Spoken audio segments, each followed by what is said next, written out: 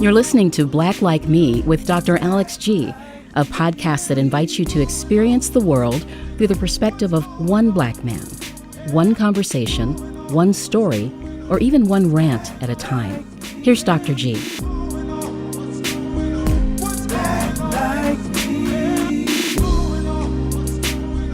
Hey, welcome back to another exciting episode of Black Like Me with Dr. Alex G. And this is another one of our episodes for Black History Month 2019. Before we jump into the segment, I just want to say a couple of things. One, I just keep giving shout outs to my folks in the Bay Area who have really been climbing in the numbers of listeners and folks who are downloading podcasts. And so just want to remind you all, get into Solely Vegan and let Miss Tamara know that you've been listening to Black Like Me. If enough of you go in and tell her that you've been listening and that you heard her episode, I'm going to come out with my team and do a special podcast episode, a special show out in the Bay Area. Now, you know, my team is constantly looking at data and information about who's listening. Do you know who our next largest group is outside of North America? It is, Eli, do you know? You probably do know. You're my engineer. Yeah. Unfair question. It's Namibia. Namibia, Africa. Beautiful place. I've been doing some research because, Eli, we might have to go to Namibia. They've got the largest roaming cheetah population and black rhino population in the world, but it's really, really beautiful. So listen, a shout out to my friends from Namibia. So listen, when you download this show, tweet out at me or write a note on my Facebook page. Ask me a couple of questions. Tell me a little bit about Namibia because I'm looking for an excuse to come out there. But I just wanted to let the world know, hey, the UK, the rest of Europe, Australia, South America, y'all got some work to do because my people in Namibia are listening to Black Like Me. They're saying, yes, we're listening, brother. We got your back. So I really appreciate that. I've got some friends in the studio today, and I'm really excited about today's episode because oftentimes we talk about what African American folks are doing during Black History Month, and I mean, it makes sense. But I wanted to really talk to different audiences, particularly folks who are white allies, and to find out what's intrigued them about Black history, what's going on in the world today, and what kinds of things are causing them to really think differently about it. And so I'll be vague about, where they do what they do and let them say that if they really want to. But my friend Lisa is here immediately to my left, and she is an educator and she's also an artist. And she went through our history class, I think, was it last year, Lisa? Year before that. This is my third time. All right. Then my friend Matt is here in the studio also. He's a pastor. He's a Southerner. He's a transplant to the Madison area, and he's what's called a church planter. And these are folks who are entrepreneurial and who are part of organizations, but they create churches around a special mission of either service or being more cross-cultural or more connected to the community needs. Matt, I want to welcome you to the show also. Thanks, Pastor G. Great to be here. I'm glad you're here. And then lastly is Eli. Eli is my engineer here at Black Like Me. He is also the communications director for Nehemiah and Justified Anger, some great work that we're doing here in Madison. There'll be a link in this podcast episode so you can find out more about it. But I met Eli as a volunteer, a gentleman who came to my office with a few of his friends and said, one of us went through the history class and we were told to do something. And so we came to meet you to find out if we can help you make movies about life and black people and blackness. And that conversation evolved into a relationship. And now he's sitting in the studio with me, but he's a guest. He's doing double duty. He's working the board and he's addressing it. And he's working the board and he's a guest. And, I'm always here. He's always here. He lives here. But he's in the class now. He's in the U.S. Black History course. And so I just want to say to the friends who are here, welcome. Thank you for being here. Now, I just want to make sure that I'm not just making any, that I'm just not having some misperceptions. Each of you is white, correct? As far as I know. Okay, as far as I know, you haven't done your DNA. Yeah. All right. So listen.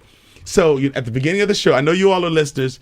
Typically we do black icebreakers, but that's for black people. So we need to reserve some things. We got to have like our own little stuff. And then Eli, you're in the studio each week, so you know all my black secrets. That's right, I do. You know what tender-headed means now. You know what the kitchen is in your hair. You understand how to eat grits, all of this stuff. So then I'm gonna have to throw you a little curveball. Do I get my black card yet? You get. I know. No, not quite. That's not how it works. We're working on that. Okay. We want to work on that. So I want to call this segment "What Are White People Thinking?"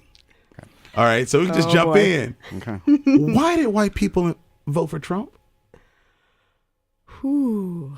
Okay, next question. All right. That answered it. Yeah. I was driving in and I saw a bunch of white people out on the lake ice fishing. What was that? You? That was not me. That was not you, Matt. Was Never that you? done that in my It was life. not me. My dad used to take us out. We had a big old conversion van when I was growing up, and he would drive around on the lake and spin out and stuff. Really? We had those too. We called them station wagons. Man, all right. Okay, so let me just throw out some questions. What does frickin' A mean? Frickin' A. What does frickin' A? Now, Matt, you're a pastor, so I don't even know if you already repeated it. And so if you get in trouble with your parishioners, you can just say F-A. But what, Eli, I'm not going to ask you because we've already talked about this. But I'm just curious. Was that a term, Matt, you heard growing up? Definitely. Really? So, is that good? Is it like frickin' A? Like my team just scored a touchdown, or like frickin' A, it's about to go down. Someone just tried to step to my girl. I think it's more the latter. Is it really? Yes.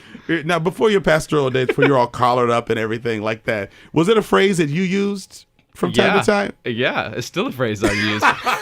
And I'm realizing right now I have no idea what it means. This is what's really funny to me. Now, Lisa, one time I remember we had this segment before, and I think you wrote on my Facebook wall that only idiots say frickin' A. I think I said dorks. No, that's right. That's what you said, dork. Did you hear this phrase growing up? I did. I did. I never said it. I said the full-blown one. You did? Yeah. All right. Oh, this is going to be interesting. This is going to be very interesting. Eli, how about you? Have you ever heard of the phrase frickin' A? I have. I can't say that I say it, but I definitely have heard that quite a bit. Yeah, you can hear our full episode on that. Yeah. Well, we might have to through play it. that Yeah, one again. yeah. That's a pretty popular one. Yeah. Matt, could you say it from the pulpit? Is this something, like if you said it in church where people say, oh, clutch the pearls? I don't think so. I wouldn't say it from the pulpit, but Now, I can say it from the pulpit because to I black didn't know- people, it doesn't mean anything. I can just say, frickin' A, turn your Bibles to, and they'll be like, what is was that a new version? Like, what is that? So, like, I didn't know this was a distinctly white thing, though. it really is. No, Really? no. Because black people, the way we say, frickin' A is, oh, hell no. I like Somebody yours got better. in front of us in line. Somebody walked in the, in the crosswalk, when we're trying to make that turn. Somebody tried to talk to our significant others. We'd be like, oh, hell no. As you start taking your jackets off, and for women, they start taking their earrings off. So that's how we, now I could not say that in church. I could not say, oh, hell no, but I can say frickin' A all day. Oh man, this is so funny. Okay, now what's up with white chocolate? How come black people can't have anything? Why is chocolate not white? White chocolate is like paraffin. Is it? But I'm they sorry, I call don't it like chocolate it. though. Yeah, well, it's a misnomer. Yeah. Because it's not really is there chocolate, vanilla right? fudge? Every time we get something. Yeah. Gosh, have you ever made white chocolate? I don't think I have personally, but You haven't? not. Have you heard of it? I have. Good. Thank you for. Let's boycott it. What's it going to take for the NFL owners to admit that they're really blackballing Kaepernick? Revolution. That's a really good question. that's stuff. Yeah. Yeah. Because then some guy that just had a domestic abuse Exactly. and got hired. He was Again, kicking a woman on the floor. Got another gig immediately. He got another gig, like $1 million. Was like $1 million gig or something. Said the running back for the Chiefs. Is that what he was? It's very, very interesting. Now you don't have to divulge who or where, but are you ever in the midst of some very interesting conversations? See, this is where I get to ask all my questions. I got white people locked in my studio, the black ladies too. I could ask you whatever the hell I want to ask you. But do you hear conversations about? Okay, let me ask you this: do you know people who really don't think this has anything to do with race and is purely about patriotism? Oh, yes. Yeah, I think one argument I've heard is talking about how there's much worse things that we should be sort of like standing up for or protesting, and that things Than police brutality? right, yeah. Gotcha. Or like in the NFL, Sure. that's not as important, and things aren't nearly as bad as they used to be. I think is the Sure. big argument. I think that's a that I've huge, heard, huge yeah. argument. And you would think, and one of the things I constantly say is, although I have so many issues with our current president, I don't think he is the cause of these problems. Black people have been saying these things have been lurking for decades, and we fooled ourselves. I know we made great strides. We've elected a black president, a biracial, multiracial president, and other things. We've seen black millionaires, billionaires, and the state of affairs have changed legally, but attitudinally we haven't wrestled with issues because we just assume that they're really gone. But even with all of the things that are happening publicly in the news and media, it surprises me that people still aren't sure that that these issues are still going on. You don't want to interrupt white people's sports for, No, that's religion. These sort of man. issues. Definitely. Listen, I used to let white folks off the hook in church when they were quiet in worship. I went to a couple of Badger games and I said, "Oh hell no! I've seen y'all rip your shirts off. I've seen you drop Bucky on your navel and throw your hands in there and run the aisles. No, we gonna enter in today. We gonna have some church today. I'm not letting y'all." All right, so here, you all are now playing for a free lunch for one of our listeners. His name is Peter Lorkey. He's actually a Madison resident. He's in a current history class. So Peter, hey, you tweeted out, you submitted your name, and so now this team, they're playing for a free lunch for you. You must answer 2 of the 3 following questions, good people. All right. 1, what is the title of the Black National Anthem? 2, can either one of you hum the tune of the Black National Anthem? And 3, Cardi B or Nicki Minaj, who's more badass? You have to answer 2 out of 3 of those. Would you like to talk among yourselves?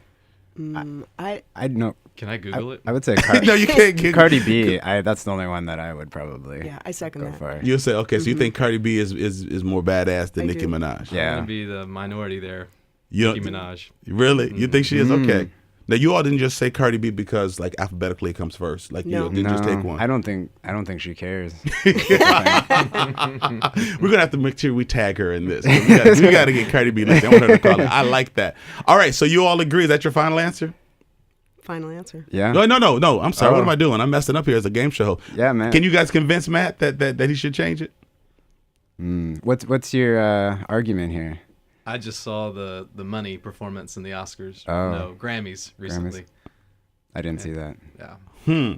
Okay, you know what? Okay, so then, all right, I'll let that stand. I'll let that work. You each gave good reason for it, so that means I can be outvoted. That's all right. No. You have to. Then that means you just have to answer From the one look of the on other our 2. faces for those first 2 questions, I think that might be the only one we have a chance at. So. That's correct. Okay. In that case, yes, go ahead, I'm with you. So does anyone know the name of the Black National Anthem?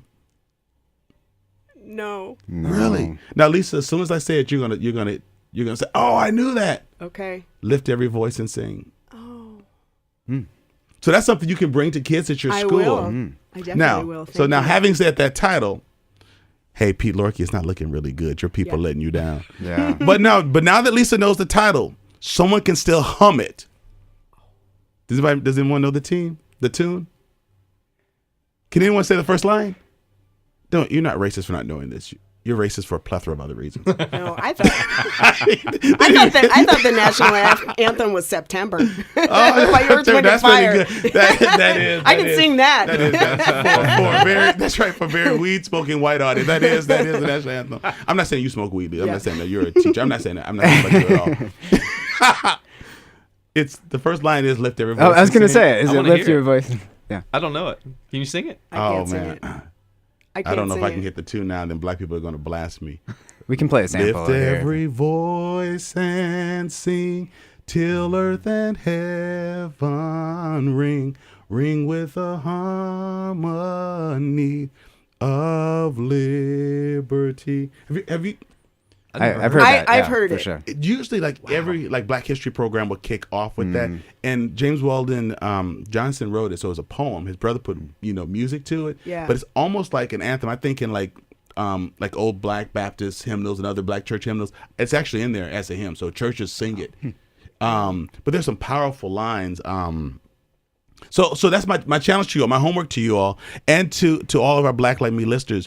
Please Google the lyrics to Lift Every Voice and Sing. Yeah. It talks about not being drunk on the wine of success, remembering our faith in God. It has some very, very, very strong lyrics. I don't hear people singing it out loud as much as they used to, but if there are any national programs like a BET, Black History program, you can rest assured. So that they'll be singing that. Peter Lorkey, I am so sorry. We tried to get there, but you know what? You got bigger fish to fry, Peter. I'm sure there's other things to worry about than just that. But they tried. They really tried. So listen, you all. I'm really glad. Wait, no. Let me just see. What's the right answer to the third question? That's right. Oh no, y'all not gonna get me to talk about you two can't get it? sisters. Okay, That's why I asked you, because I didn't want to get in trouble. Y'all not gonna get me in the middle of Nicki Minaj and Cardi B. Oh hell no, no, I'm not gonna answer that. The answer is all the above. They both badass. I think my daughter would say. I think Lexi would say Cardi B. Oh my goodness. Oh man. That's fine. I was gonna put some other things up. There's this Twitter site that I follow. It's called Things White Folks Like, which is really funny, but I don't have time to get into that. Oh, that's too bad. Oh man, yeah. I read two today. One said things that white folks like is asking why there isn't a White History Month. What? Yeah, they said that's. Well, yeah, I've heard that my whole. I think the other one is pumpkin spice lattes. That definitely. Why is that so pop? Yeah, definitely. That's like manna from heaven. And I said nothing white folks like the pumpkin spice and taking time off to figure things out. Oh yeah. Isn't that nice? Isn't that nice? I love that site. Some of the stuff makes me laugh out loud. And white people are like taking time off to figure things out. This is not a good time for me right now. I'm going to take some time off to figure things out. So all right. So listen, folks. I'm really excited about having these three folks in the studio. I've got so many things I want to talk with them about, but a little background about the course that they have all experienced and Eli's currently experiencing it is we're deeply entrenched in the work of racial healing. We're working against racial disparities to really deconstruct systems of racism here in our area in South Central Wisconsin, particularly here in the state's capital of Madison. And an idea I had, and keep in mind my undergraduate degree is in African American history. I said, so my colleagues, particularly my sister, kept pushing, and they said, our white friends must do work among themselves. They can't just keep asking black people, what can I do to not be racist? That's like women asking, it's like men asking women, help me to not be sexist. Like, go talk to your friends, figure it out. I'm not going to tell you how not to do this. Mm-hmm. So I thought, what if we created a history class, brought professors from the University of Wisconsin, from the history departments, and from the African American history. And what if we could hold the first time it was a 7-week course, and then for the last 3 sessions it's been a 9-week course. It's been overwhelmingly successful. We capped the group at 150 the first time, had a waiting list. We moved up to 250. With the class that you're currently in, Eli, we have 100 people waiting. So these are courses people they've paid for. They have a seat. They have a 1-hour lecture. And then they break up in small groups that's led by a white facilitator to process some of the issues at hand. But the purpose of it is to really mobilize white folks who we call would-be allies. We've been through the class. You're familiar with that, would-be allies. Because we want people to know that to be an ally really takes work, and it's not just listening to a lecture. And so we've just registered our 900th participant. And so I'm really, really excited about it. Again, click one of the links inside the podcast and you can see some photos of the history class. It's really amazing. The professors are really amazing. But the whole idea is to help folks to understand where we are today, because history gives us some background and context. And I find that people are too ready, particularly our would-be white allies, to roll up their sleeves and get to work when we don't know the issues. Mm-hmm. I'm an old fisherman. I grew up here surrounded by 4 lakes. But if I want to catch striped bass and carp, that's 2 different kinds of bait. If I want to catch catfish, that's you take the bobber off. You have to fish on the bottom. You have to be very strategic. I feel that we've spun our wheels in our community by moving to solutions without understanding the problem. Mm-hmm. And it is not necessarily the solution to help white people understand black people, but to help white people understand systemic racism and black people, but probably more importantly, white people. Mm-hmm. James Baldwin says in one of his quotes that to the extent that we don't know much about the blacks, he said Negroes in his quote, he says then white people don't know about themselves. And so we start off people thinking that it's an exploration about race and find out that it's really about themselves and the whole racial construct. And so sorry for that verbose introduction, but for those of you who are not familiar with it, it's really a phenomenal way to bring people into our network for continued education and for helping us to really create a ripple effect, because it takes all of us working together to build these strategic relationships. And so let me just jump in, and Eli, I have some specific ones for you, okay, because these two have been our alums. Some of this will just pertain to them a little bit differently, but I would just ask. Tell me a little bit about how you found out about the history class and what made you want to sign up and make a 9-week commitment about learning about U.S. Black history. And I made sure it's U.S. Black history so that we're talking about what was happening in America when 400 years ago in 1619, the first Africans, started landing. What was happening to set that up? So if you just jump in and just tell me, what made you want to do the class? How'd you find out about it? I'll jump in. Sure. So I'm maybe newest to Madison, maybe in this group at least. I've only been here 2.5 years, and I came here with a particular job and purpose, as you talked about, being a church planter or starting a new church. And so that means you just I came with just wide open eyes, trying to learn my new city and trying to figure out. I've done a bunch of demographic work, as church planters do. Was overwhelmed right then with how overwhelmingly white the city was. And I was just trying to figure out where are the broken places in our city, where are the places that need the most. And as a newcomer to a new city, you just see it with a fresh set of eyes. And what jumped off the page at me was inherent racism. Not only what was going on locally, but also what was going on nationally. And I just, that just jumped off the page at me. And I just realized I'm vastly uneducated on this. And I think what you said is very, very key. I think white people tend to want to just start fixing things. Sure. I was like, I feel that urge, but I also feel like I really need to get educated. I had a couple of interesting connections because before I even came here, somebody in my denomination has said, if you want to talk to someone locally in Madison, I don't know where you're going. I know where you're going. If you want to talk to someone who's doing good work on race issues, you need to find Pastor Alex G. Oh, that's right. You mentioned that to me. Right. So I had your name written before down you before I even moved to moved Wisconsin. here. Yeah. I think I sent you an email soon after I got here when I was networking. You didn't respond for a long time. But that's I know. You're busy. Tyler man. dropped that You're ball. busy, I'm man. gonna tie. Heads are gonna roll. He's not here today. Yeah, and that was like a year before Tyler moved here. Right. So I had your name. Actually, I audited the class at UW, Black Music. Oh, did you really? Yeah, Dr. Shashko. And so I gone to I got beers with him one day after class. It was over and just talked with him about the issues. And anyway, all these worlds kind of came together. And then when I saw the Black History class being offered, I was like, all right. I'd heard this name, Alex G. I haven't met you yet, and I know Dr. Shashko, and I was like, I'm in. Oh, that's awesome. He was in the studio last week. I Really? did an episode on white men who teach Black history.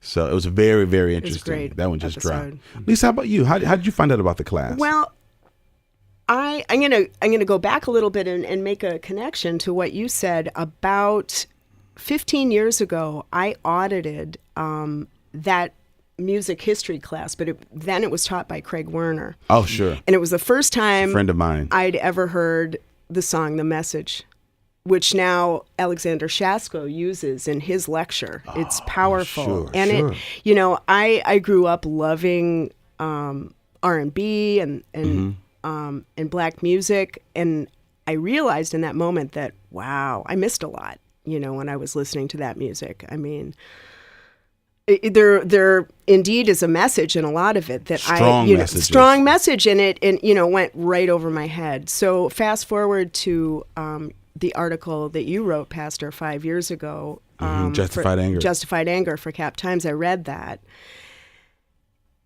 and and then I took some time off to think about it. And then things white folks like with my pumpkin spice latte, and then I love it. That's good.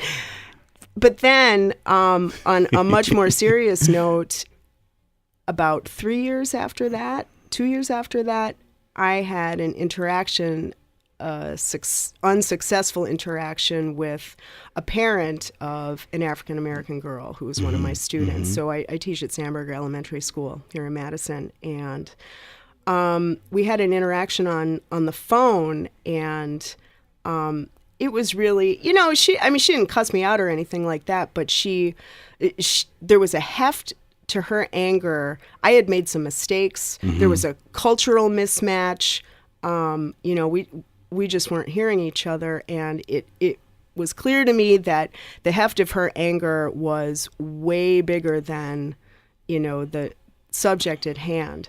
And it shook me. And the very next day, luckily for me, Justified Anger was having like a presentation to the community. You approached me after that. That was when I met you. Yeah, the very I remember. next day I met you, and and you met me right where I was Yeah. with compassion. I appreciated that so much, and encouraged Thank you. me not to give up on the mom and not to give up on the girl. And I really took that to heart. So, I knew without a doubt that I was going to take the Black History course. Wow.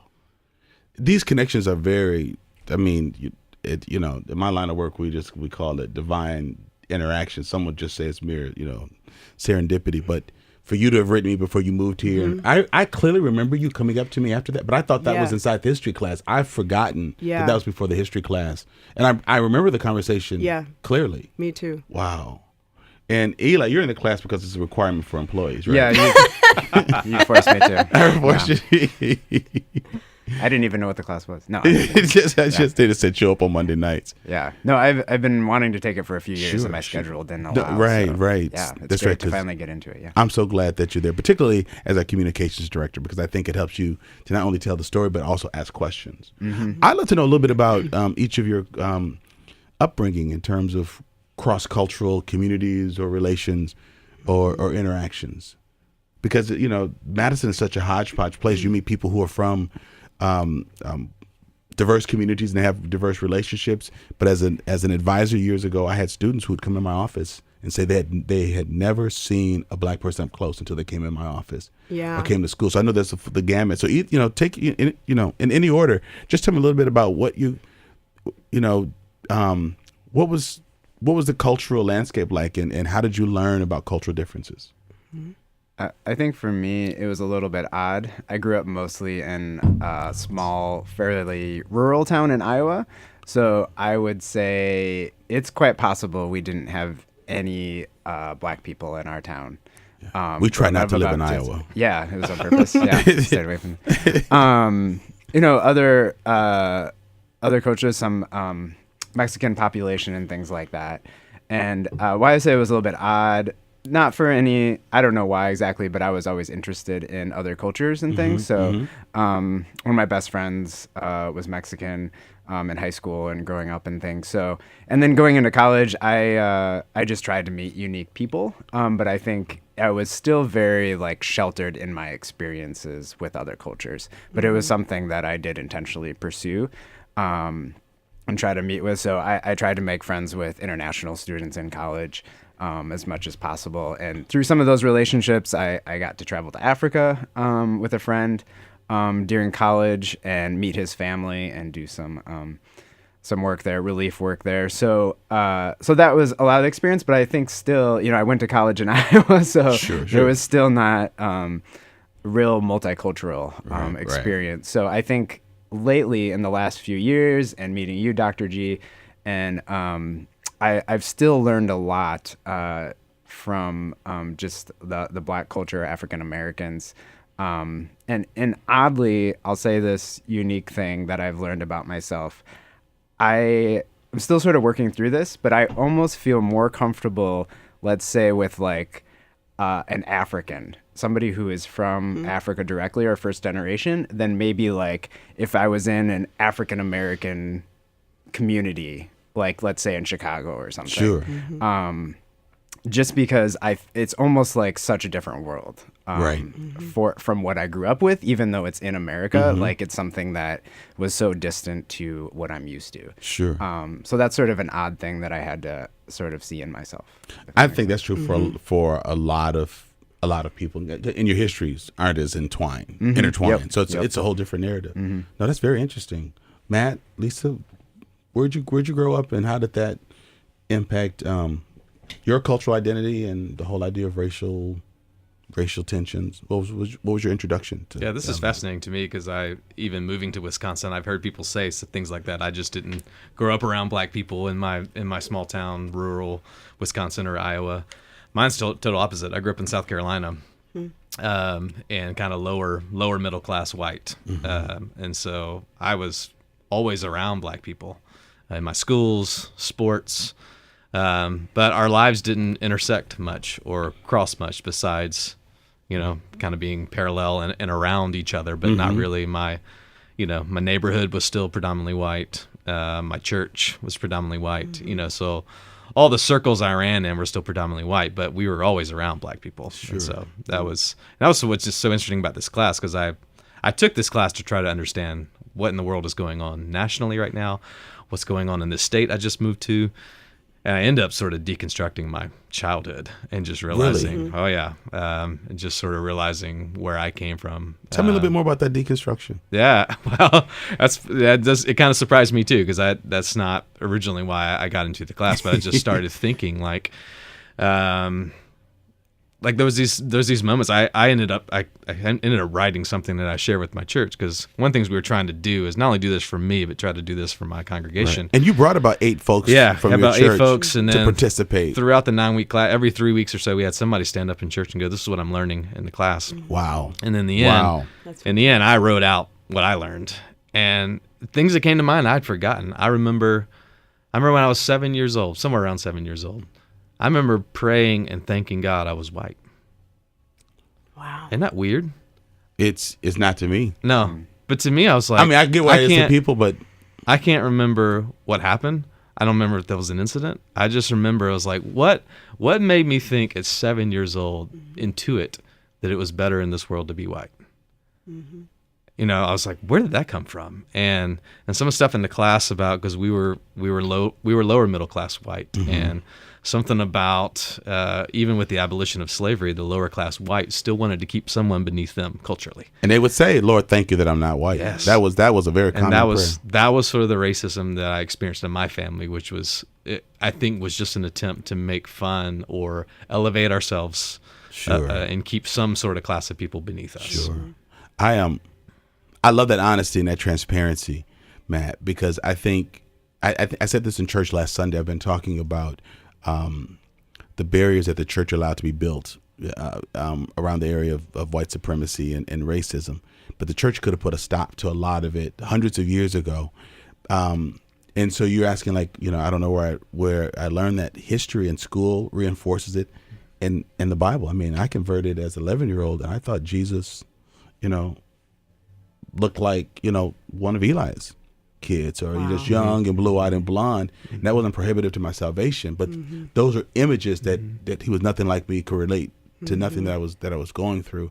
And I think most people wouldn't admit to praying something like that at 7. Mm-hmm. And so, not here in the air, maybe another time, I'd love to come back with you either over coffee or beer, or just over a microphone, and deconstruct that, because I think that would be of tremendous service to many folks of faith, because we want to pretend like that's not where we learned it, and somehow we connected whiteness mm-hmm. and faith in a way that's very hard to deconstruct. Mm-hmm. Yes.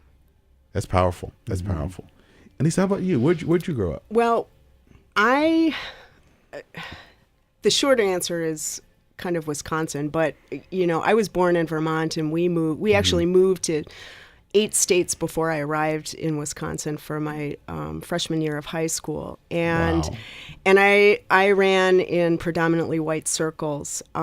There was a pivotal moment when I think we were living in Delaware, and I was going to public school, and I had picked up the Nword from some of my classmates, and then I came home. I still remember this. It's one of my earliest memories. African American appeared on the TV, one of the rare times probably, and I pointed at him and I said, "Look, Dad, there's a N-word," and it was like the first serious conversation that I had with my dad. And the very next year, we ended up going. He put me in a different school, and wow. And I made some black friends that I still keep in touch with on Facebook. And so that, you know, that was like a wonderful time of my life. But then we moved around a lot, as I said, and I didn't have another black friend for like 20 years after that. I came to Madison. I didn't even think there were black people here. I didn't even know there were black people, because I've only been teaching public school for 13 years. So, you know, we're so segregated here. It wasn't until I went to Dane dances I was like, whoa, look at there all. Black people. Yeah, there are black people here, and yeah, it's together, amazing. Right? Yes. You both tell stories about this creeping into your psyche and your language somehow. Mm-hmm. And to me, that's what the subtlety of that is. What's so frightening. I sit in so many trainings where we're talking about how do we train implicit bias out of people, but we don't make it a part of our interview questions. So we hire folks by assuming they have none of these traits or experiences or mindsets. Then we try to train it out of them because it's probably required for our funding. But I think what needs to happen in order to begin turning this around is understanding that somehow our kids are being influenced when they're very young. And the flip side of it is that so are black kids. I had a black teacher in first grade in Chicago who encouraged me to become the president of the United States. She asked me what I wanted to be. I talk about her often, Mrs. Turner, Alice E. Turner, who taught in Chicago at Delano Elementary School. And she followed my career up through my ordination. We were pen pals when I was 6 years old and moved to Madison. But in second grade, the school district thought that it was very important to teach me that I had been a slave. And my mom says she remembers my coming home. And she said the lights went out in my eyes. And she said, Mom, were we really slaves? So the flip side of it is while others are being taught, here's the language, you're better, thank God you are. Yeah. We're having shame ascribed to that. And I think that's where the gap, the chasm, the gulf begins, because it's the same coin, but it's just got different sides. And the response, and I've said it many times for my white classmates, I remember my sister tells this story, being told she should be thankful, like on the playground, you should be thankful that we freed you. And so it's part of the ugliness. I think one of the most honest questions that happened in the course was when someone raised their hands and said, when are you going to start teaching? What are you going to do to help our kids, to help white kids? Because I think this mom got it and she thought this is where it starts. I mean, and then we had Charlottesville going on in the background. And, you know, these kids were on someone's softball team, someone's den, so it was Cub Scout, Boy Scout. They were someone's, they delivered someone's paper. They were altar boys. They were, athletes. They sang in the children's choir, and no one saw it coming because no one talked about it. Yeah. I think that's what's so powerful about the class. Well, what it was for me is I think people tend to think that, well, nobody wants to say they're racist. I'm not racist. Or we think racism is isolated events by isolated people, like rather than just sort of this cultural air we're breathing from the very founding of our country. Right. To begin to assume that it was kind of baked into the DNA of our country that white is superior and black is inferior, and so it just sort of flips the paradigm a little bit to go, I think we all have some amount of racism in us because of just this culture we live in and in our upbringing and whatever biases, whatever you want to call it. Sure. It's there, and learning how to identify and where it came from and why it's there was we got to identify. So powerful. I think one of the things I want to just state parenthetically for our audience is Matt is right that we have these implicit biases, but when the whole system is stacked, when the whole deck is stacked against the group you don't like, that's when it really becomes racism, where you can act upon it and hold others down. And so that's why in my understanding of racism, what makes it so different, because you can act upon, you can segregate, you have centuries of history validating the concerns, the fears, and the prejudices, whereas someone who may have those same implicit biases can't turn the system around to shut white people out, or women don't have enough access to just shut men out altogether. And that's the piece we got to wrestle with. I think sometimes it's around the language and the concept of how this works that makes it difficult. One of the ways I've used to begin describing racism is it's not necessarily individual, as you said, Matt, individual acts of terrorism, but it's how you've been contaminated by this system. For me, that's really the definition of racism. It talks about the impact that it's had upon you. You're now tainted and you see the world through this lens. You've got to unlearn it. It's not what you're perpetuating, but it's what has subliminally become real to you. And it's changed the narrative tremendously. Eli, let me just ask you a question. I mean, you came to us from a real tech firm, a major international retailer. We hired Eli away from Apple. That's sort of my claim to fame, because I love Apple. There's a company I love more than Nehemiah, it's Apple. And but Apple, at least the store you worked in, seems to have a bit of diversity. When I walk in, I see a good deal of diversity. For sure. Is there anything different about working in an area of diversity where the person at the helm, yours truly, reflects the culture that's not seen as the dominant culture. So you might have the same amount of diversity between your store and Nehemiah offices, but the president and the executive vice president are black men. So I'm curious, is the culture of the workplace different than it was when you worked in retail? It is, and I'll say this without meaning anything bad towards the people sure in charge there, and everything came from a good place, but I think a lot of sort of it was a little more talk, and not talk again without meaning it, but like not from experience, I guess, is the difference. So they really push a culture of openness and inclusion. But it, like I said, it's not from a place of experience where you're sort of, I think, really learning. And certainly sounds like Madison. Yeah. And I love Madison, but it sounds a lot like our culture. So certainly I tried to have those personal connections with people individually to learn from them. But I would say just, like you're talking about sort of on a leadership level, it was a little more of that institutionalized concept of it, and not sort of lived experience. So that's what I appreciate. I mean, in working at Nehemiah and Justified Anger, I love hearing the stories from you and the other people in leadership, just about their daily life and the things that they go through. Harry Hawkins, who's been on the show, I know he's talked about experiences with his kids who are younger and things they go through. And that's just so eye-opening for me to hear that, because it is such a different experience for what my kid, what I'm dealing with my kids are very different things when they are facing racism in school and people treating them differently just because of their skin color.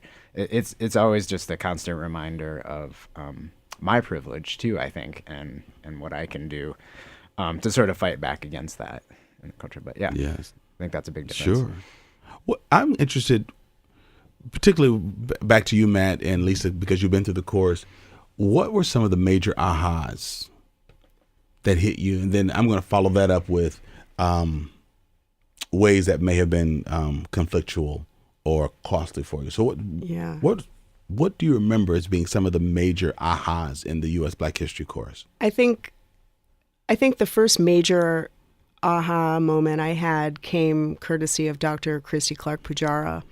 And I looked at my class notes this morning, and I'd written down something she said: if Reconstruction had been successful, we wouldn't have needed the civil rights movement. And and I remember when she said it, and I couldn't scribble down notes fast enough, but at the same time, I was needing to take time off again and think about it. And it's your pumpkin spice latte.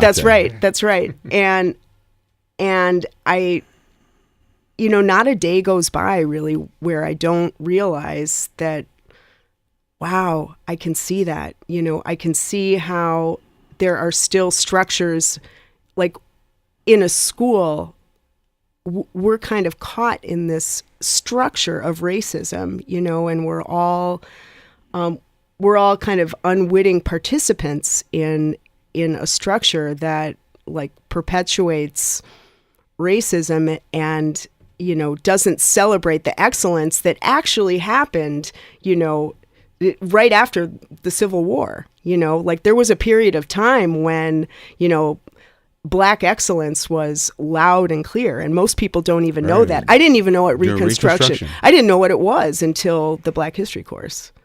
That's interesting to me that folks can be educators and not have someone talk about that, because that's the failed Reconstruction, the deconstruction, the failed deals, the removal of the federal troops to enforce what was given by the 13th, 14th, and 15th Amendments. We just tanked as a country. I mean, Black people were voting 100 years before the Voter Registration Act in Selma in 65. Black people were voting 100 years before that, and most folks don't even understand that while they're talking about how we made strides, don't realize we've taken so many steps backwards. So it was a Reconstruction thing that was very eye-opening for you. That's so interesting. Matt, how about you? What do you remember being a major takeaway?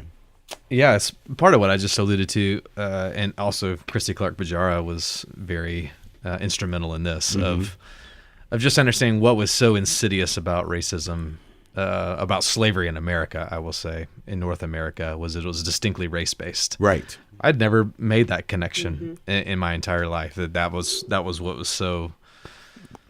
It made it unique. In terms of world slavery, it was the only one that was established that way. Yes, and how that just cooked into the DNA of our country. I think she just did it this past Monday, where she puts up that slide from was it from Delaware or something? This law in the colonies, even before. I mean, it's before 1776. So even before that, it's like this law: if anyone of color, basically, out after 9 p.m., that it's the responsibility of the white citizens to take that person to, to turn them over to the constable or whatever. Exactly. It's just like how, that this race-based slavery is just cooked this into the DNA that blackness equals inferior, and then taking that lens and then looking on current issues with that. Right. I was going to ask you, how do you think that plays out? What are some of the residual examples according to your perspective? Yeah, I have conversations with, I still have a lot of community back down south, and I have conversations about police brutality and stuff. And the argument always goes something like, well, black people are breaking the law more, so that's why they're getting arrested more. And I'm just like, come on, there's a built-in suspicion yes. about blackness, that they're just viewed differently by those in power. From that Delaware thing to now, white people have some sort of responsibility to keep an eye out for those of color. It's just this built-in suspicion, and just all the narratives that and the other narrative as well. If black people take the same opportunities that are given to white people, education, success, or whatever, they'll rise above these things. And these stories constantly that success doesn't make you immune. You've talked about stories of walking in Macy's and being followed as a very successful black man. The Milwaukee Bucks player that got arrested in Walgreens, a successful black professional athlete. There's just still this built-in suspicion. Henry Louis Gates, professor at a prestigious college. Someone called the police on him entering in his own home. I remember that.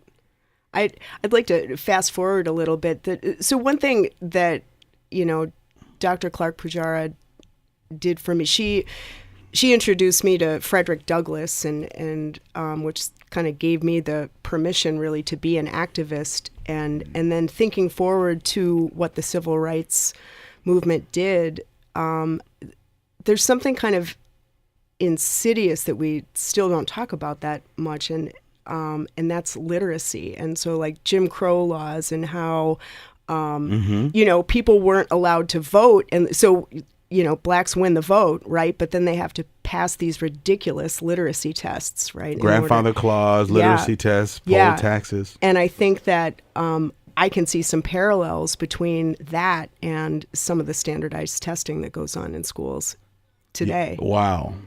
Which is not to say I don't think you can throw out all tests, because you need some you need some measure to know that you're teaching kids how to read. But a lot of the testing that kids have to do now, they don't help teachers. They make kids feel like they're not successful, and it feels like modern day Jim Crow.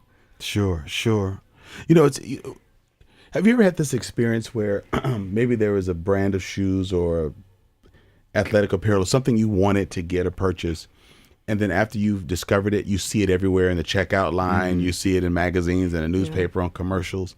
I would imagine that being exposed to the U.S. Black History course has opened your mind to actions of inequality and racism. Do you find yourselves, part A is just being more aware of those things, and the real question is part B, do you ever ask yourself, how in the hell do black people not lose their mind or go off? Because I'm just seeing a little bit of this, and I can just sort of still snap back into my world and think, well, maybe I'm misreading this. But do you ever ask yourselves, how do the black people I know and respect and care about do this on a day in and day out basis and maintain their sanity? Yes. Yeah. For sure. Yeah, I mean, one aspect of it, I think, I grew up fairly low income with my family and stuff. And then even starting my own family, we've struggled economically and stuff to kind of catch up. And, you go through those periods where you're like, oh, it just seems like, you get ahead and the car breaks down, big payment and things like that. And those things are never that bad for me. Like I have strong family structure that supports me, things like that I can, I'm not going to be looked at differently when I apply for jobs and things like that. And so I think going through the history class and experiences working with Nehemiah and stuff just makes me think about like, what if I didn't have even those advantages? Going through those experiences, and I've worked with homeless people in that community and got to know them too. And it's just realizing like those things that happen are just like one step away from, destitution, where you are on the street or something, you don't have those choices. And if you just keep hitting those walls, like I would want to stop trying, what's going to make me want to keep trying? So I think also you talk about some of the perseverance of African-American community and also seeing that in history. And I think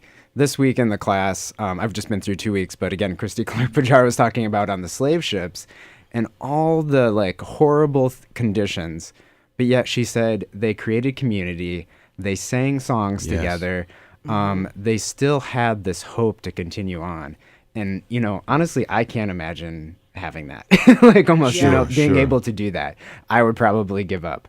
I'm black and I try to draw from it because it was, and what's so interesting, Eli, is that when the Africans landed on American shores, they were separated so that they couldn't talk among themselves. Their families were separated from each other.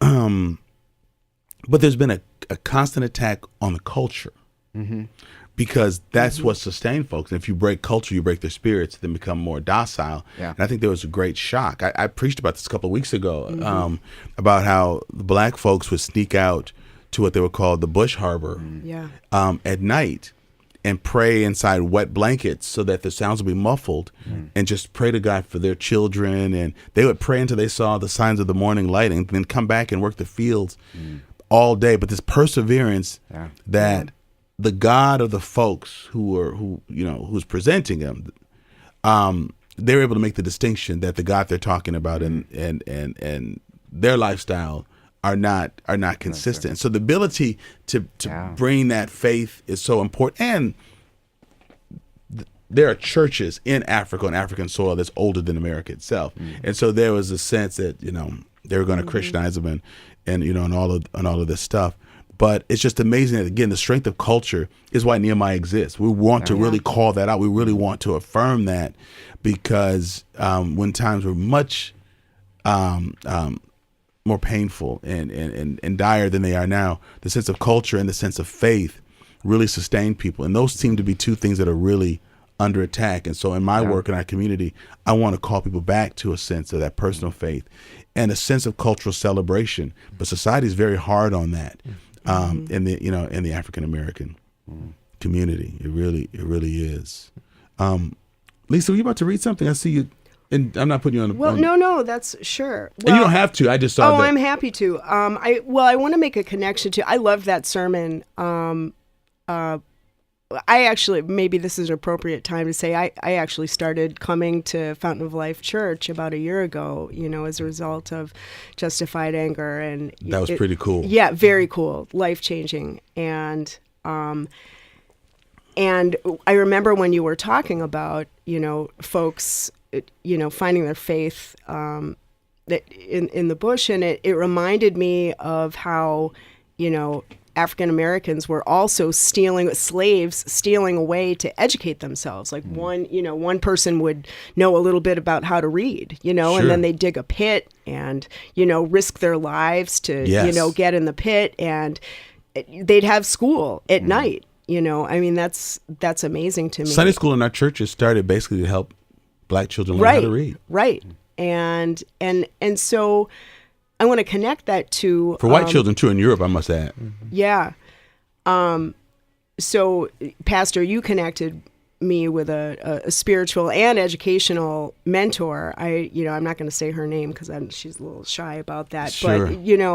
But she shared with me, she's a professor of education, and she shared with me her story, and she suffers from some mild dyslexia, right? So I think about what that must have been like for her to go through college, And graduate school. And graduate school with dyslexia, right? And she persevered, and she still, and we have a deep and beautiful friendship where we can talk about the fact that my very face is sometimes a trigger, for African Americans. And, I love that we can be open and honest about that. Right. And you still come there Sunday after Sunday knowing that your face can be a trigger, but still needing the community. For sure. Well, but I don't feel that at Fountain of Life, but it could be. It could be. It could be. It probably is for some. Because there are people who are newer than you, for sure.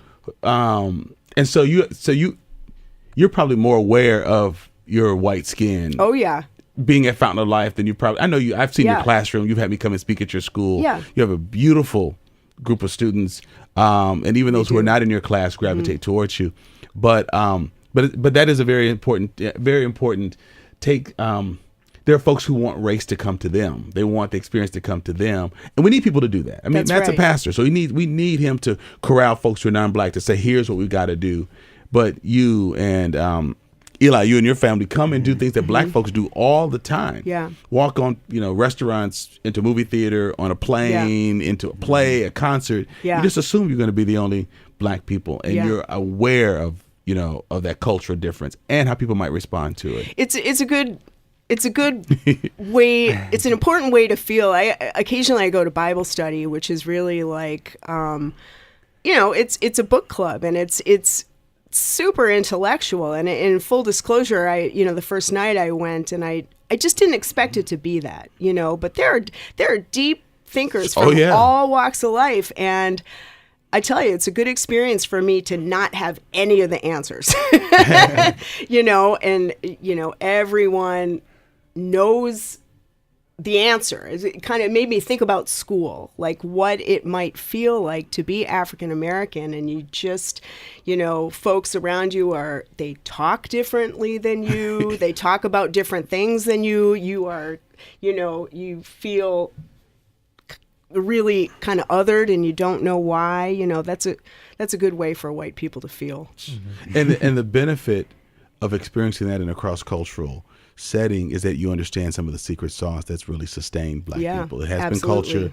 it has been faith, it's been a strong community, and not many people understand that. They just think in every group or community or neighborhood there's a miniature Martin Luther King Jr. who's going to say, come on, let's go to the mountaintop, let's take the hill. Yeah. But they forget about the personal sense that I'm seen, that I'm known, that I'm valued. Let me ask this. I love this episode, but just a couple of questions I want to do just as we wind down. There's a fear and concern among African American people that when our white friends, allies are exposed to U.S. black history, it will become intellectualized or very personalized. But I guess I'm wondering, what's your hope for the experience, for your interaction with whites and for your interaction with black folks? I think what black people want to know is not how many black friends you have, but how are you better prepared? Well, I don't want to answer the question. How has the class prepared you for discussions with whites, but for interactions with people of color, but particularly black folks, when you come in contact with it? Because this is Madison, and it's not places that's just completely, 99% white. So I'm curious about how it helps you to engage with black folks. That's a big one that black people want to know. Who wants to take a stab at that one first? I'll take a stab at that. So one great offshoot of the course is that there are people, white people, who want to get together. They're not exactly sure what to do about it. And there's a couple of book clubs that have formed around here. I've pulled out this book, White Fragility, by Robin DiAngelo, and it's amazing. It's a really like a workbook for you to work on your own whiteness. It's a great. I think Robin's coming to Madison soon. Yeah, she is coming to Madison soon. Yeah, it'd be great if you could. Robin, if you're listening, we're gonna tweet out at you. I'd love to have you on Black Like Me. Yeah, for sure. And I think that it helps us just be aware that not only of the history of black folks, but that it's really our responsibility as white people to deal with that, right? Young people start snapping their fingers right now when you say that. Yeah, it's our responsibility, and I think that for me personally, it means two things. It means that I need to be the most socially conscious, aware teacher that I can possibly be. And I'll give a little shout out to Dr. Eddie Moore Jr., who was in church the other day. Sure, good friend of mine. Yeah, he's written a tremendous book that I looked at this morning that I had to check myself on. It's a guideline for white women who work with black boys. Yes, thank you. Yeah. We'll put a link for that too. Yeah. Only if you come on my show, Eddie Moore Jr. You hear that, Eddie? That's right. He and I had breakfast this week. Yeah. But the other is that for me, harkening back to the African American parent that I was not successful with, I think that one way that I can offer the most minuscule kind of reparation is to just accept that anger. I just have to accept that. Like if I'm met with someone who, is my face is triggering them, that's okay. And, now I know why, right? And to just lean into that discomfort and, and be quiet and listen and hear. That's good. Makes sense. Yes, it does. Not try to deflect in. Yeah. Because sometimes you just got to let it out. Right. Man, how about you? I saw you taking copious notes over there. Yeah. That's not your grocery list, is it? It was not. I'm right here, man. Yeah, no, I know you are, man. I'm teasing. I think something you said really stuck out to me, because I think when white people start to become woke, whatever you want to say, we want to fix things, and we start we start thinking like, where can I find a black teen to just really need some help? And I heard you say one time in class, like, we don't need you to help our black teens. We need you to help your white teens be educated. Amen. Yes. And that just sort of hit the light bulb for me, because I'm moving to this town. My church is focused on the parish of Urban and University Madison, affluent white people. Basically. And I'm racking my brain. I'm overwhelmed with the things I'm learning, and I'm going, what can I do? What can I do? This is what I can do, is help educate our own white kids in our white community and have these conversations and call it out. That's very important. That's very important. Yeah. And call it out in our city. Like there's a little bit, I love Madison. This is a fantastic city. But one of the things I think is we tend to think it's a Milwaukee problem. That's the most segregated city in America. No, but we're here. We're progressive and we're enlightened and we're those things, and we are. And yet, there's still. It feels like the dirty secret of Madison. It's just kind of still underneath things, and learning how to call it out when you see it. Like I had an Uber driver. It was right after the first time Wisconsin played Miami in the bowl game. Because they played back-to-back years. And the first time, and we beat them pretty handily. And my Uber driver said something like, man, he's like, first of all, he goes, no, I'm not racist. And if you start with that, duck. You're probably duck. So I'm not a racist. He's like, but man, it was just good to see our old farm boys go down and whip up on those thugs. Wow. And I was like, okay, like, what is racism? Lyft. I'm going to delete this app and go to Lyft. Yeah.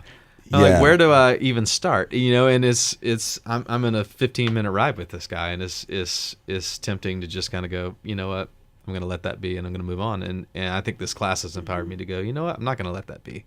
I'm going to say that is really wrong to say, especially to someone you're working right now, and I'm, You don't know what. You don't know who I'm married to. You don't know me. You don't know anything about me. To let a comment like that fly. But I can say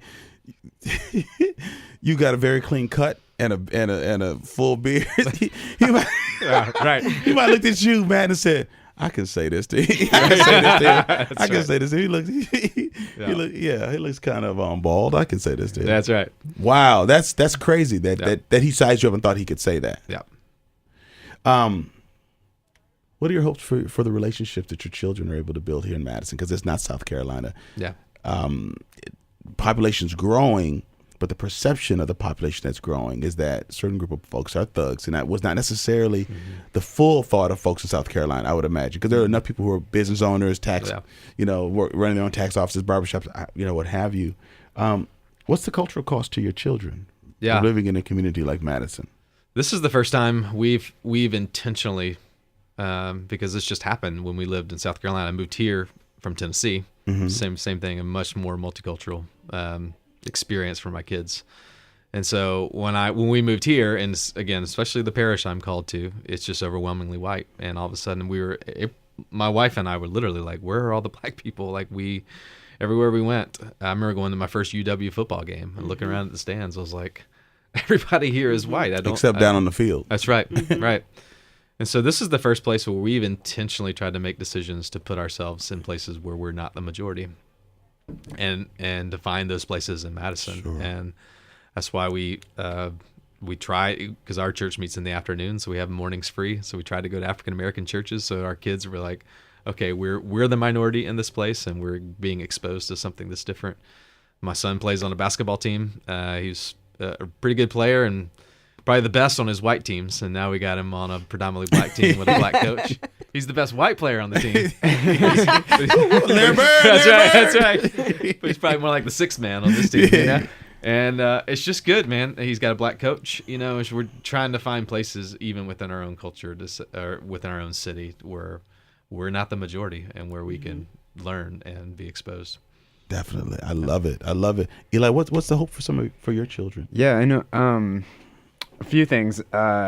My wife is also going through the history class. That's right. That's cool to see you both come in together. Yeah, and she said something really interesting the other night when we were during the small group sort of debrief time. Sure. And she said one of the reasons she wanted to take the class is because we have two boys and a girl, but she said those two boys are going to grow up to be white men who are traditionally the most, have the most power in our culture. Sure. And so she was just saying, like, I want to be able to give them a background and training and raise them in a way that they use that privilege in a powerful way that is not hurting other people, that they can do something with that privilege and learn I love that. Different cultures. So I think that's a big thing. I think it makes me more aware, when we're having conversations about who they're friends with in school or just things they encounter, I think to be aware of that, because we might say, my oldest son might talk about certain kids acting up and things like that, and he's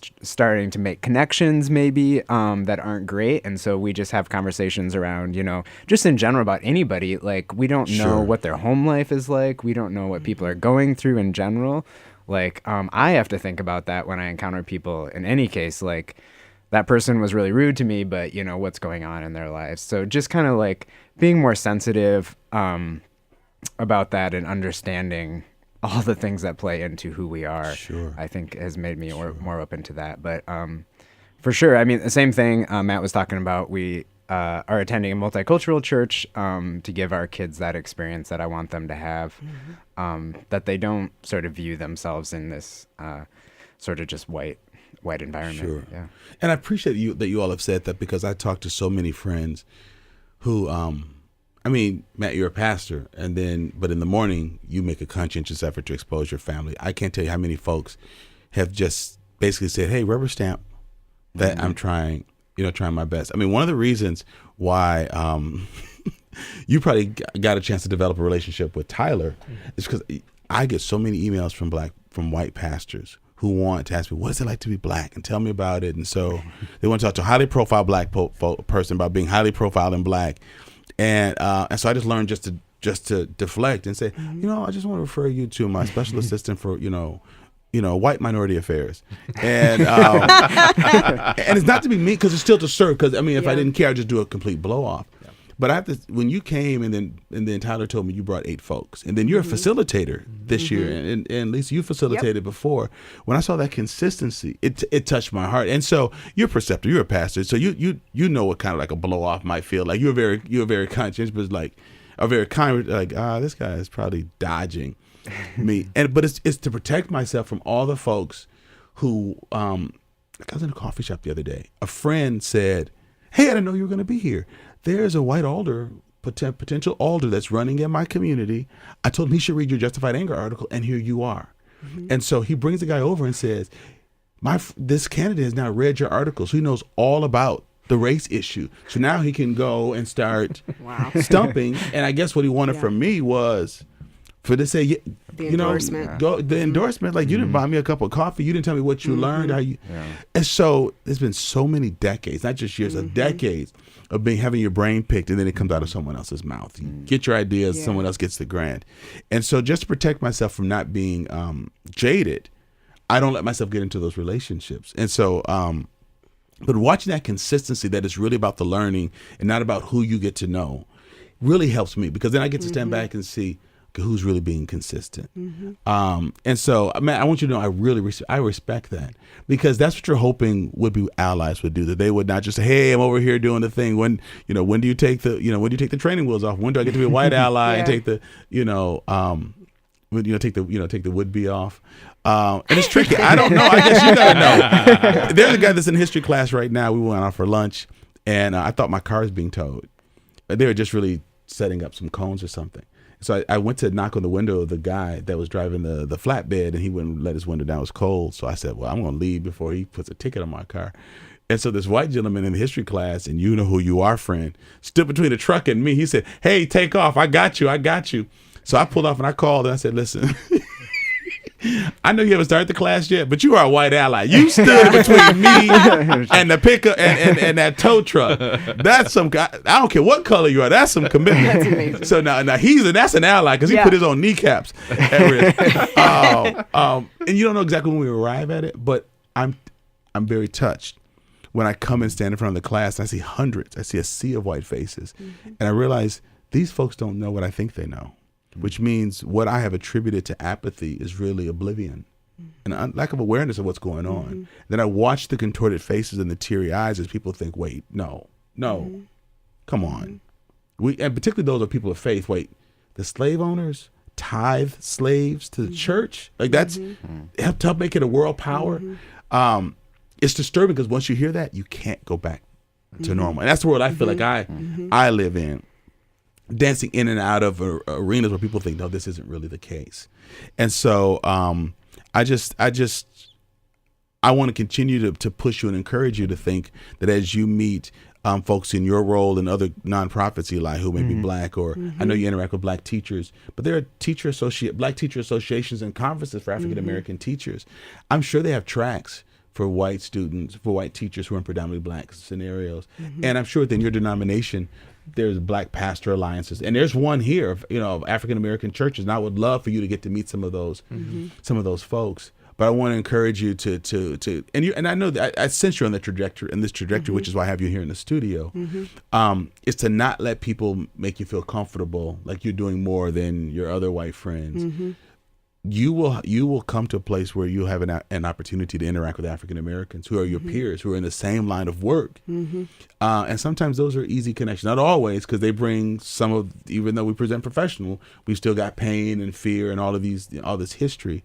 But just remember that you won't lack the opportunity for those cross-cultural relationships. What you really want is to be authentic and ready.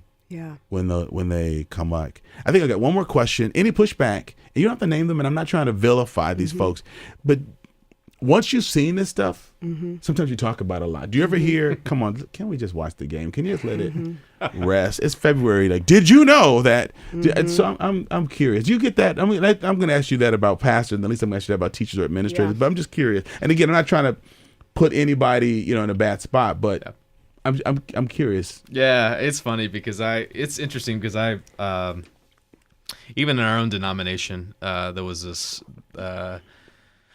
it's kind of a strong movement to start addressing our history's racism, particularly Presbyterian Church, Southern Presbyterian Church, and really just sort of, especially during the Civil Rights movement, just some real hands-off apathy. Sure. So everybody started talking about it in our denomination, and I was just like, man, like it started to become almost this kind of cliche thing, It's like the white person learns a few things, and now that's all he's talking about, Right. Like, I don't want to be that. I don't want to do that. I even resisted entering into the conversation, honestly, because I didn't want to be a walking stereotype. And then I took this class and I became that. It's like, it's all I can talk about. And, I sometimes I go back home, back to the South, and people are just like, yeah, tell me about that class again you took, because I'm just all I'm talking about. But it's, I still get pushback when I, with some people still denying that white privilege exists. Sure.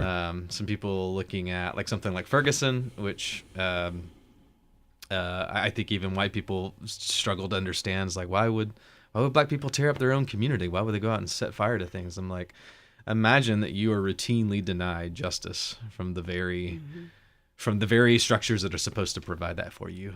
You would be out in the street pulling your hair out. Right. It's just like, so I feel like there's a constant conversation of trying to educate, trying to have these conversations of things I'm learned and processing in my own heart to talk about it with other people. But I think it's a conversation. I know some of your listeners are local, but I think it's a conversation right here in Madison too. Like we have to. A lot of people in my neighborhood have the signs, the yard signs that has in a bunch of different languages. Whoever you are, you're our neighbor. And that's great. I like that sign, but we got to be doing more than putting a sign in the yard, right? We got to address the systems that are underneath why that person's not your neighbor, actually. Right. And so, I don't know. I appreciate that. I appreciate that. Man, I want to go. I want to talk more and more, but I'm realizing we really are running out of time. A couple things I want to be able to say, Lisa. Either you took time off, or your administrators let you come in today. Either way, I'm very appreciative. Which one is true? Did you take time off, or did your So my team allowed for me to be here. I asked I appreciate it. Yeah, my principal is very supportive of this work. Definitely. I really respect that. If I could just do a couple shout outs, Eli, as we're finishing up. One, Lisa, I appreciate the fact that you were very teachable that moment, that evening that we met. But you had me come back to your class last year. I found some of the old Facebook pics. Yeah. And to see the plethora of African American books and the pride of the young black girls who took me to that board.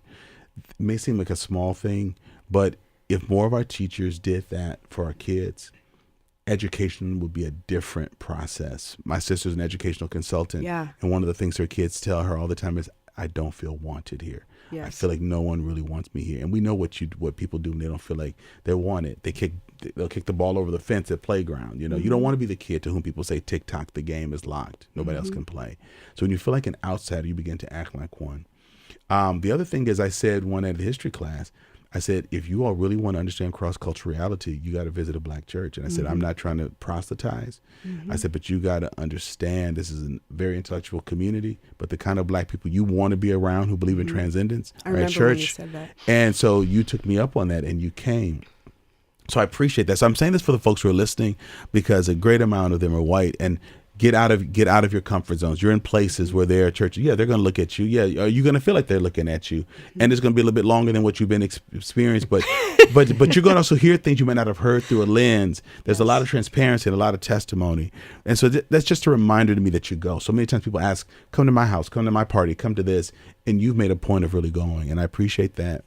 And Matt, as a pastor and as a leader, I'm glad that you've understood that your role is not to shut down your church and be absorbed into a black church, but you want to become a place where white people can wrestle with this. And we're going to put a link to Resurrection Church in our podcast, because there are white Madisonians, or just there are a number of folks in Madison who may have Presbyterian roots who've disconnected from faith because they didn't talk about these issues. And so I want folks who are listening, who know people in Madison, love people in Madison, let them know that there's a church that's predominantly white, but they're talking about these issues. And I would love to have a conversation with each of you about how we go deeper with teachers and how we go deeper with pastors. I have folks that I feel like I'm close friends with, and they wouldn't say this, and I hope they're not listening right now. But I think they feel they know me, and somehow I'm an exception. But I don't think they realize that I'm angry, that on some days I'm seething, that there's a movement. Like just recently, Eli was in a room, and this happened just a couple weeks ago. I won't necessarily say where, but someone just said the Nword. And because I've heard it more in the last year than I have in the last 10 years. Wow. Because there's a sense that if people can say it, it takes the power away from it. That's as my mom would say, that's ass backwards or bass backwards. You know, you can't just drop the N-word on black people so that you feel absolved that to prove that you're not a racist. Someone said it to me in the middle of the history class. Oh my God. Like, just to show that this means nothing to me and you're certainly not who that is. But the last time I didn't correct it, but one of my white allies did. And they didn't beat the person down. Yeah. I'm glad they said it when, like, my sister wasn't around. Yeah. But they said it. Yeah. She would have been like, oh, hell no. The earrings would have come off. She would have said, hell no, I'm frickin' A. But having people that you're training who just know, you know what, I got this. Let me just have this talk. And they didn't belittle them or beat them down, but they made it very, very clear, look, I made some of these mistakes, but you just can't. And then the response was one of defensiveness. Yes. Well, the music, the rap music, and this is what everybody else says. That's not what you do. You just stop and just say, oh, okay. I don't know what I was thinking. Won't do it again. Won't happen again. And so that's a big part of the work too, that allies need to just say, look, you're tired enough. You're about to go give a speech. You're about to go raise some money. You're about to go talk to some young kids. Let me handle this. You know, let me take care of this. Because that's when allies become allies, when they don't just sit down with you and just say, that sucked. I can't believe she just said the N-word to you. It's like, well, you know, no, you're not going to have this conversation with me because you should have had it with old girl 5 minutes ago. You're not going to sit down and prove to me how down you are by telling me, like, I can't believe in this day and time. And so I appreciate that we need folks in the trenches, Matt, as pastors, having this discussion. So anyway, back to my point is that I think there are a number of my colleagues who don't know I experience that on the regular, and the anger. And when it happens, it opens up. I can tell you the last 3 times it happened. As soon as it happens again, I can go right back to time, date, place. And so we need folks who are allies in the trenches that are predominantly white to talk about what we're doing, to reclaim our faith, to reclaim our communities.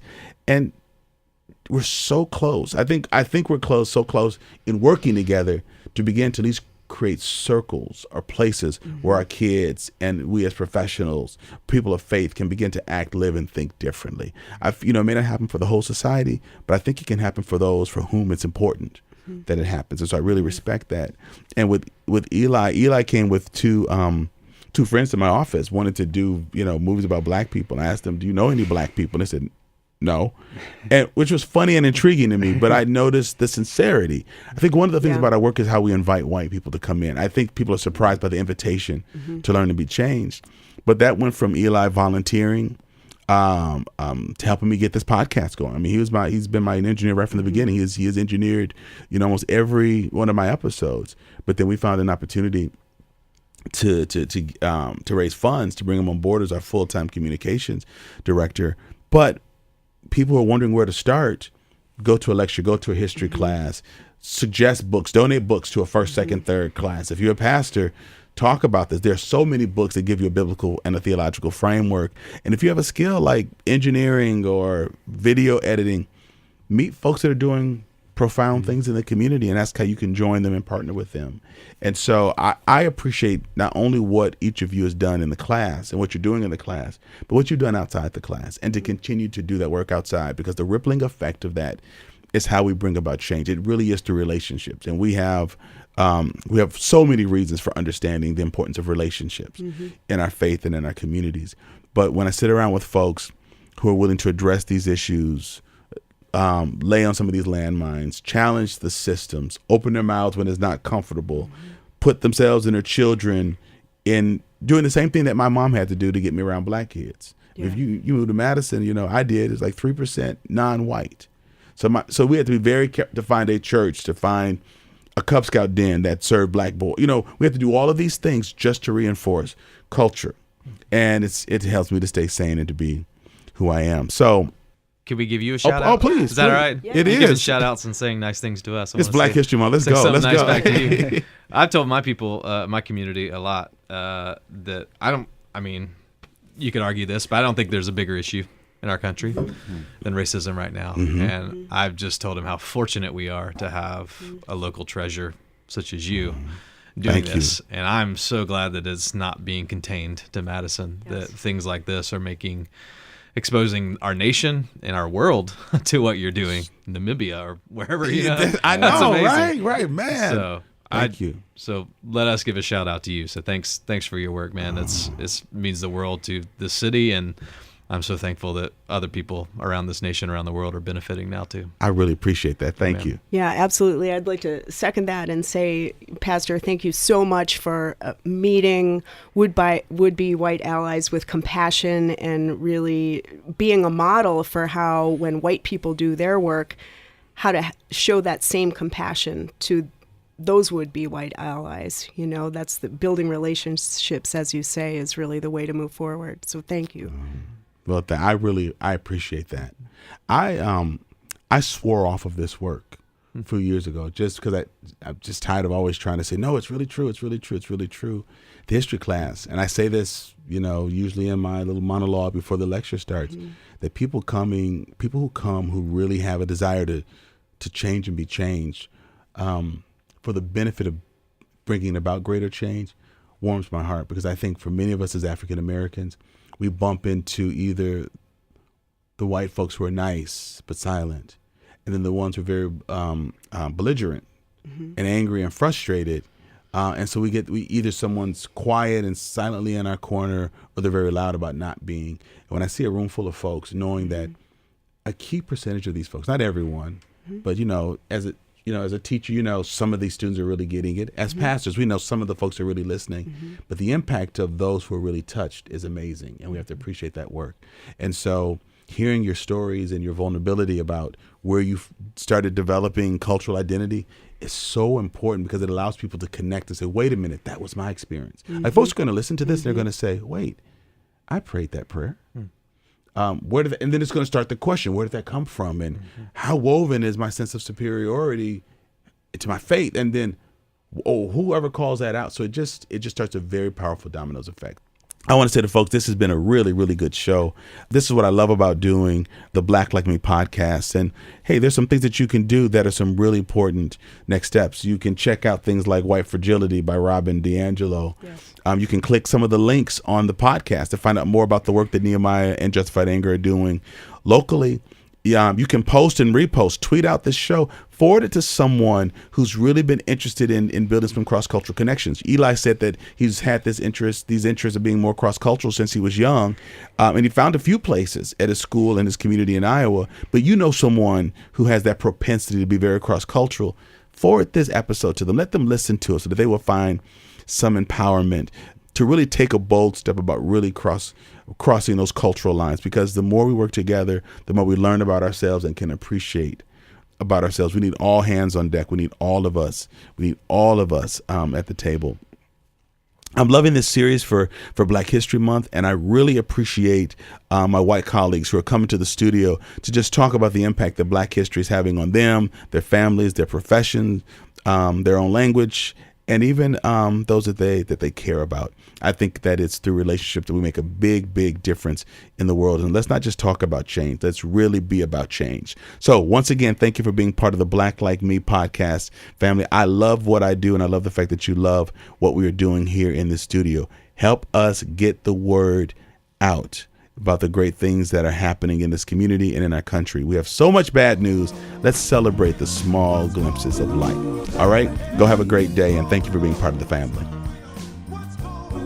Thank you for listening to today's podcast.